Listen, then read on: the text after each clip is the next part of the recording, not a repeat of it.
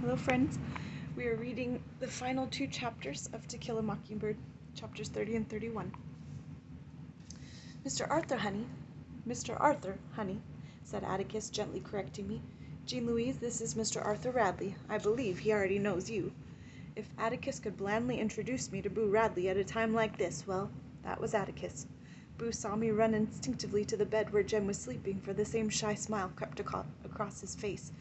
Hot with embarrassment, I tried to cover up by covering Jem up. "Ah, don't touch him," Atticus said. Mr. Hecate sat looking intently at Boo through his horn-rimmed glasses. He was about to speak when Dr. Reynolds came down the hall. "Everybody out," he said as he came in the door. "Evenin', Arthur. Didn't notice you the first time I was here." Dr. Reynolds' voice was as breezy as his step, as though he had said it every evening of his life, an announcement that astounded me even more than being in the same room with Boo Radley. Of course, even Boo Radley got sick sometimes, I thought, but on the other hand, I wasn't sure. Dr. Reynolds was carrying a big package wrapped in newspaper. He put it down on Jem's desk and took off his coat. "You're quite satisfied he's alive now?" "Tell you how I knew. When I tried to examine him, he kicked me. Had to put him out good and proper to touch him. So scat, he said to me." Said Atticus, glancing at Boo.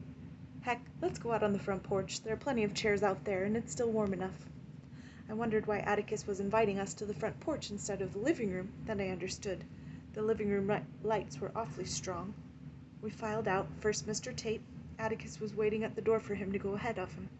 Then he changed his mind and followed Mr. Tate. People have a habit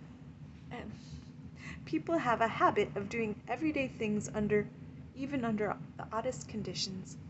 I was no exception. "Come along, Mr. Arthur," I heard myself saying. You don't know the house real well. I'll just take you to the porch, sir." He looked down at me and nodded. I led him through the hall and past the living room. "Won't you have a seat, Mr. Arthur? This rocking chair is nice and comfortable." My small fantasy about him was alive again. He would be sitting on the porch. "Right pretty spell we're having, isn't it, Mr. Arthur?" Yes, a right pretty spell.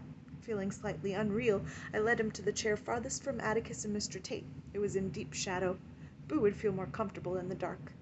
Atticus was sitting in the swing, and Mr. Tate was in a chair next to him. The light from the living room windows was strong on them. I sat beside Boo. "Well, heck," Atticus was saying, "I guess the thing to do. Good Lord, I'm losing my memory." Atticus pushed up his glasses and pressed his fingers to his eyes. "Jem's not quite 13, no, he's already 13, I can't remember. Anyway, it'll come before county court." "What will, Mr. Finch?" Mr. Tate uncrossed his legs and leaned forward. "Of course it was clear-cut self-defense, but I'll have to go to the office and hunt up—" "Mr. Finch, do you think Jem killed Bob Ewell? Do you think that?" "You heard what Scout said. There's no doubt about it. She said Jem got up and yanked him off her. He probably got hold of Ewell's knife somehow in the dark. We'll find out tomorrow." "Mr. Finch, hold on," said Mr. Tate. "Jem never stabbed Bob Ewell." Atticus was silent for a moment. He looked at Mr. Tate as if he appreciated what he said, but Atticus shook his head. "Heck, it's mighty kind to you, and I know you're doing it from that good heart of yours, but don't start anything like that." Mr. Tate got up and went to the edge of the porch. He spat into the shrubbery, then thrust his hands into his hip pockets and faced Atticus. "Like what?" he said. "I'm sorry if I spoke sharply, Heck," Atticus said simply, "but nobody's hushing this up. I don't live that way." "Nobody's going to hush anything up, Mr. Finch." Mr. Tate's voice was quiet, but his boots were planted so solidly on the porch floorboards it seemed that they grew there. A curious contest, the nature of which eluded me, was developing between my father and the sheriff. It was Atticus's turn to get up and go to the edge of the porch. He said, and spat dryly into the yard. He put his hands in his pockets and faced Mr. Tate. "Heck, you haven't said it, but I know what you're thinking. Thank you for it. Jean Louise," he turned to me, "you said Jem yanked Mr. Ewell off you?" "Yes, sir, that's what I thought. See there, Heck, thank you from the bottom of my heart, but I don't want my boy starting out with something like this over his head. Best way to clear the air is to have it all out in the open. Let the county come and bring sandwiches. I don't want him growing up with a whisper about him. I don't want anybody saying Jem Finch, his daddy paid a mint to get him out of that. Sooner we get this over with the better." "Mr. Finch," Mr. Tate said stolidly, "Bob Ewell fell on his knife. He killed himself." Atticus walked to the corner of the porch. He looked at the wisteria vine. In his own way, I thought each was as stubborn as the other. I wondered who would give in first. Atticus's stubbornness was quiet and rarely evident, but in some ways he was as set as the Cunninghams. Mr. Tate's was unschooled and blunt, but it was equal to my father's. Heck, Atticus's back was turned. If this thing's hushed up, it'll be a simple denial to Jem of the way I've tried to raise him. Sometimes I think I'm a total failure as a parent, but I'm all they've got. Before Jem looks at anyone else, he looks at me. I've tried to live so I can look squarely back at him. If I've connived at something like this, frankly, I couldn't meet his eye, and the day I can't do that, I'll know I've lost him. I don't want to lose him and Scout because they're all I've got. Mr. Finch. Mr. Tate was still planted on the floorboards. Bob Ewell fell on his knife. I can prove it. Atticus wheeled around, his hands dug into his pockets. Heck, can't you even try to see it my way? You've got children of your own, but I'm older than you. When mine are grown, I'll be an old man if I'm still around, but right now if they don't trust me, they won't trust anybody. Jem and Scout know what happened. If they hear of me saying downtown something different happened, heck, I won't have them anymore. I can't live one way in town and another in my home. Mr. Tate rocked on his heels and said patiently, He'd flung Jem down. He stumbled over a root under that tree and, look, I can show you. Mr. Tate reached in his side pocket and withdrew a long switchblade knife. As he did so, Dr. Reynolds came to the door. The son, deceased under that tree, Doctor, just inside the schoolyard. Got a flashlight? Better have this one. I can ease around and turn my car lights on, said Dr. Reynolds, but he took Mr. Tate's flashlight. Jem's all right. He won't wake up tonight. I hope, so don't worry. That the knife that killed him, Heck? No, sir, still in him. Looked like a kitchen knife from the handle. Ken ought to be there with the hearse by now, Doctor. Night. Mr. Tate flicked open the knife. It was like this, he said. He held the knife and pretended to stumble. As he leaned forward, his left arm went down in front of him. See there? Stabs himself through that soft stuff between his ribs. His whole weight. Drove it in. Mr. Tate closed the knife and jammed it back in his pocket. Scout is 8 years old, he said. She was too scared to know exactly what went on. You'd be surprised, Atticus said grimly. I'm not saying she made it up. I'm saying she was too scared to know exactly what happened.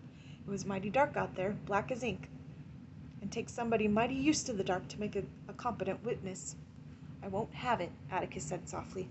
God damn it, I'm not thinking of Jem. Mr. Tate's boot hit the floorboard so hard the lights in Miss Maudie's bedroom went on. Miss Stephanie Crawford's lights went on. Atticus and Mr. Tate looked across the street, then at each other. They waited. When Mr. Tate spoke again, his voice was barely audible. Mr. Finch, I hate to fight you when you're like this. You've been under a strain tonight. No man should ever have to go through. Why, you ain't in bed from it, I don't know. But I do know that for once you haven't been able to put two and two together. And we've got to settle this tonight because tomorrow'll be too late. Bob Ewell's got a kitchen knife in his craw. Mr. Tate added that Atticus wasn't going to stand there and maintain that any boy Jem's size with a busted arm had fight enough left in him to tackle and kill a grown man in the pitch dark. Heck, said Atticus abruptly. That was a switchblade you were waving. Where'd you get it? Took it off a drunk man, Mr. Tate answered coolly. I was trying to remember. Mr. Ewell was on me. Then he went down. Jem must have gotten up. At least I thought. Heck, I said I took it off a drunk man downtown tonight. Ewell probably found that kitchen knife in the dump somewhere. Honed it down and bided his time. Just bided his time. Atticus made his way to the swing and sat down. His hands dangled limply between his knees. He was looking at the floor. He had moved with the same slowness that night in front of the jail, when I thought it took him forever to fold his newspaper and toss it in his chair. Mr. Tate clumped softly around the porch. It ain't your decision, Mr. Finch. It's all mine. It's my decision and my responsibility. For once, if you don't see it my way, there's not much you can do about it. If you want to try, I'll call you a liar to your face. Your boy never stabbed Bob Ewell, he said slowly. Didn't come near a mile of it, and you know it. And now you know it. All he wanted to do was get him and his sister safely home. Mr. Tate stopped pacing. He stopped in front of Atticus, and his back was to us. I'm not a very good man, sir, but I am sheriff of Macomb County. Lived in this town all my life, and I'm going on 43 years old. Know everything that's happened here since I was born. Since before I was born. There's a black boy dead for no reason. And the man responsible for it's dead. Let the dead bury the dead this time, Mr. Finch. Let the dead bury the dead. Mr. Tate went to the swing and picked up his hat. It was lying beside Atticus. Mr. Tate pushed back his hair and put his hat on. I never heard tell that it's against the law for a citizen to do his utmost to prevent a crime from being committed, which is exactly what he did, but maybe you'll see it's my duty to tell the town all about it and not hush it up. Now, what'd happen then? All the ladies in Maycomb, including my wife, would be knocking on his door, bringing angel food cakes. To my way of thinking, Mr. Finch, taking the one man who's done you and this town a great service and dragging him with his shy ways into the limelight, to me, that's a sin. It's a sin, and I'm not about to have it on my head. If it was any other man, it'd be different, but not this man, Mr. Finch." Mr. Tate was trying to dig a hole in the floor with the toe of his boot. He pulled his nose, then massaged his left arm. "I may not be much, Mr. Finch, but I'm still sheriff of Maycomb County, and Bob Ewell fell on his knife. Good night, sir." Mr. Tate stamped off the porch and strode across the front yard. His car door slammed, and he drove away. Atticus sat looking at the floor for a long time. Finally he raised his head. "Scout," he said, "Mr. Ewell fell on his knife. Can he possibly understand?" Atticus looked like he needed cheering up. I ran to him and hugged him and kissed him with all my might. "Yes, sir, I understand," I reassured him. "Mr. Tate was right." Atticus disengaged himself and looked at me. "What do you mean?" "Well, it'd be sort of like shooting a mockingbird, wouldn't it?" Atticus put his face in my hair and rubbed it. When he got up and walked across the porch into the shadows, his youthful step had returned. Before he went inside the house, he stopped in front of Boo Radley. "Thank you for my children, Arthur," he said. Chapter 31. When Boo Radley shuffled to his feet, light from the living-room windows glistened on his forehead. Every move he made was uncertain, as if he were not sure his hands and feet could make proper contact with the things he touched. He coughed his dreadful, railing cough, and was so shaken he had to sit down again. His hand searched for his hip pocket, and he pulled out a handkerchief. He coughed into it, then he wiped his forehead. Having been so accustomed to his absence, I found it incredible that he had been sitting beside me all this time, present. He had not made a sound. Once more he got to his feet. He turned to me and nodded toward the front door. "You'd like to say good night to Jem, wouldn't you, Mr. Arthur? Come right in." I led him down the hall. Aunt Alexandra was sitting by Jem's bed. Come in, Arthur," she said. "He's still asleep." Dr. Reynolds gave him a heavy sedative. "Jean Louise, is your father in the living room?" "Yes, ma'am, I think so." "I'll just go speak to him a minute. Dr. Reynolds left some—" Her voice trailed away. Boo had drifted to a corner of the room where he stood with his chin up, peering from a distance at Jem. I took him by the hand, a hand surprisingly warm for its whiteness. I tugged him a little, and he allowed me to lead him to Jem's bed. Dr. Reynolds had made a tent-like arrangement over Jem's arm to keep the cover off, I guess, and Boo leaned forward and looked over it. An expression of timid curiosity was on his face, as though he had never seen a boy before. His mouth was slightly open, and he looked at Jem from head to foot.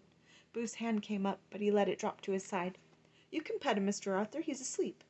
"You couldn't if he was awake, though. He wouldn't let you." I found myself explaining. "Go ahead." Boo's hand hovered over Jem's head. "Go on, sir. He's asleep." His hand came down lightly on Jem's hair. I was beginning to learn his body English. His hand tightened on mine, and he indicated that he wanted to leave. I led him to the front porch, where his uneasy steps halted. He was still holding my hand, and he gave me no sign of letting go. "Will you take me home?" He almost whispered it, in the voice of a child afraid of the dark. I put my foot on the top step and stopped. I would lead him through our house, but I would never lead him home. "Mr. Arthur, bend your arm down here like that. That's right, sir." I slipped my hand into the crook of his arm. He had to stoop a little to accommodate me. But if Miss Stephanie Crawford was watching from her upstairs window, she would see Arthur Radley escorting me down the sidewalk as any gentleman would do. We came to the street light on the corner, and I wondered how many times Dill had stood there hugging the fat pole, watching, waiting, hoping. I wondered how many times Jem and I had made this journey, but I entered the Radley front gate for the second time in my life. Boo and I walked up the steps to the porch. His fingers found the front doorknob. He gently released my hand, opened the door, and went inside and shut the door behind him. I never saw him again. Neighbors bring food with death and flowers, with sickness and little things in between. Boo was our neighbor. He gave us 2 soap dolls, a broken watch and chain, a pair of good-luck pennies, and our lives. But neighbors give in return. We never put back into the tree what we took out of it. We had given him nothing, and it made me sad. I turned to go home. Street lights winked down the street all the way to town. I had never seen our neighborhood from this angle. There were Miss Maudie's, Miss Stephanie's, there was our house. I could see the porch swing. Miss Rachel's house was beyond us, plainly visible. I could see Mrs. Dubos's. I looked behind me. To the left of the brown door was a long shuttered window. I walked to it, stood in front of it, and turned around. In daylight I thought you could see to the post office corner. Daylight. In my mind the night faded. It was daytime and the neighborhood was busy. Miss Stephanie Crawford crossed the street to tell the latest to Miss Rachel. Miss Maudie bent over her azaleas. It was summertime, and 2 children scampered down the sidewalk toward a man approaching in the distance. The man waved, and the children raced each other to him. It was still summertime, and the children came closer. A boy trudged down the sidewalk, dragging a fishing pole behind him. A man stood waiting with his hands on his hips. Summertime, and his children played in the front yard with their friend, enacting a strange little drama of their own invention. It was fall, and his children fought on the sidewalk in front of Mrs. Dubas's. The boy helped his sister to her feet, and they made their way home. Fall, and his children trotted to and fro around the corner, the day's woes and triumphs on their faces. They stopped at an oak tree, delighted, puzzled, apprehensive. Winter, and his children shivered at the front gate, silhouetted against a blazing house. Winter, and a man walked into the street, dropped his glasses, and shot a dog. Summer, and he watched his children's heart break. Autumn again, and Boo's children needed him. Atticus was right. One time he said you never really know a man until you stand in his shoes and walk around in them. Just standing on the Radley porch was enough. The street lights were fuzzy from the fine rain that was falling. As I made my way home, I felt very old, but when I looked at the top of my nose I could see fine misty beads, but looking cross-eyed made me dizzy, so I quit. As I made my way home, I thought what a thing to tell Jem tomorrow. He'd be so mad he missed it he wouldn't speak to me for days. As I made my way home, I thought Jem and I would get grown, but there wasn't much else left for us to learn, except possibly algebra. I ran up the steps and into the house. Aunt Alexandra had gone to bed, and Atticus's room was dark. I would see if Jem might be reviving. Atticus was in Jem's room, sitting by his bed. He was reading a book. Is Jem awake yet? Sleeping peacefully. He won't be awake until morning. Oh, are you sitting up with him? Just for an hour or so. Go to bed, Scout. You've had a long day. Well, I think I'll stay with you for a while. Suit yourself, said Atticus. It must have been after midnight, and I was puzzled by his amiable acquiescence. He was shrewder than I. However, the moment I sat down, I began to feel sleepy.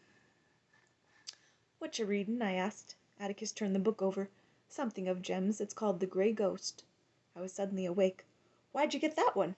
Honey, I don't know. I just picked it up. One of the few things I haven't read, he said pointedly. Read it out loud, please, Atticus. It's really scary. No, he said. You've had enough scaring for a while. This is too... Atticus, I wasn't scared. He raised his eyebrows, and I protested. Leastways, not till I start telling Mr. Tate about it. Jem wasn't scared. Asked him, and he said he wasn't. Besides, nothing's real scary except in books. Atticus opened his mouth to say something, but shut it again. He took his thumb from the middle of the book and turned back to the first page. I moved over and leaned my head against his knee. He said. The Grey Ghost, by Secretary Hawkins, Chapter 1.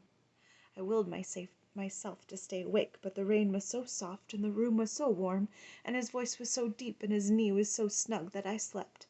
Seconds later, it seemed, his shoe was gently nudging my ribs. He lifted me to my feet and walked me to my room. Heard every word you said, I muttered. Wasn't asleep at all. It's about a ship and Three-Fingered Fred and Stoner's boy. He unhooked my overalls, leaned me against him, and pulled them off. He held me up with one hand and reached for my pajamas with the other. Yeah, and they all thought it was Stoner's boy messing up their clubhouse and throwing ink all over it, and he guided me to the bed and sat me down. He lifted my legs and put me under the cover. And they chased him and never could catch him because they didn't know what he looked like. And Atticus, when they finally saw him, why, he hadn't done any of those things. Atticus, he was real nice. His hands were under my chin, pulling up the cover, tucking it around me. Most people are, Scout, when you finally see them. He turned out the light and went into Jem's room. He would be there all night, and he would be there when Jem waked up in the morning. I hope you enjoyed that, friends. That was the end of To Kill a Mockingbird, and tomorrow we will begin The House on Mango Street by Sandra Cisneros. Have a good night, friends. God bless you.